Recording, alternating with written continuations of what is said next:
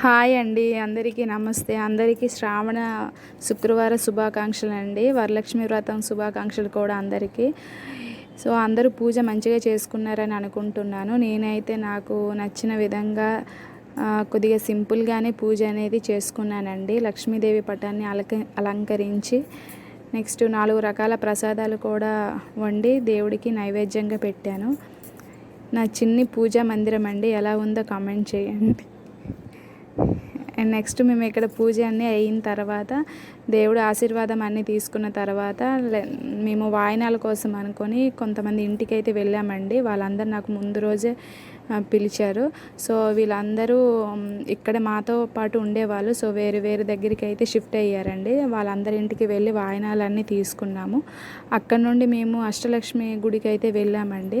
కొద్దిగా లాంగే, but walkable distance అని మా పైన ఉన్న ఆంటీ వాళ్ళు చెప్తే అలాగా మేము వాక్ చేసుకుంటూ వెళ్ళిపోయాం. పిల్లలతోటి వెళ్ళాం కానీ చాలా సరదాగా అనిపించింది. అందరం కదా వెళ్ళాము, మాట్లాడుకుంటూ వెళ్ళిపోయాము.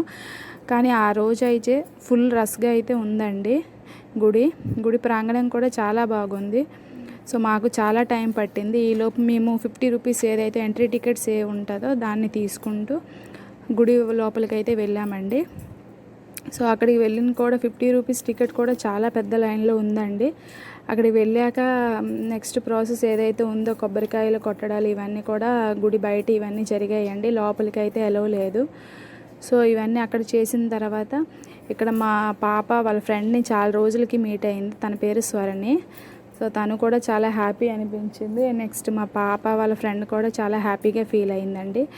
అండ్ గుడి లోపలికి అయితే మొబైల్ అలో లేదండి. సో మేము అందుకే ఫోటో కూడా ఒకటి కూడా తీసుకోలేకపోయాము.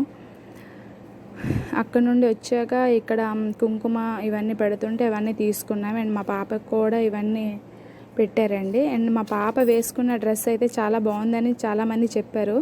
సో ఇదైతే నేను మీషోలో బుక్ చేసుకున్నాను. మీకు క్లియర్గా కూడా చూపిస్తుంది. మా పాప మీషోలో వెరీ అఫోర్డబుల్ ప్రైస్ అండి, జస్ట్ 600. అండ్ నేను కట్టుకున్న శారీ కూడా మీషోలోనే నేను బుక్ చేసుకున్నాను. అది కూడా 300.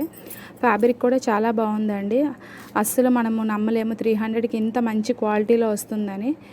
సో ఆ రోజైతే నేను వేర్ చేశాను. మంచి రోజు కదా, ఎలాగో పూజ చేయడానికి కొత్త చీర ఉండాలి కదా అనుకుని ఆ రోజు నేను వేర్ చేశాను. నాకైతే చీర భలే నచ్చింది. సో అందరికి కూడా ఆ చీర అంటే చాలా నచ్చిందండి. వాళ్ళకి కూడా ఒక 2 పీస్ కావాలంటే నా లింక్లోనే బుక్ చేయించాను. అండ్ తర్వాత గుడి ప్రాంగణంలో మేము కాసేపు అలాగా చూస్తున్నాము. కానీ ఆ రోజు ఉన్న రష్ అయితే నేను ఎప్పుడు చూడలేదు. సో ఇది మేము వెళ్ళేది సెకండ్ టైము.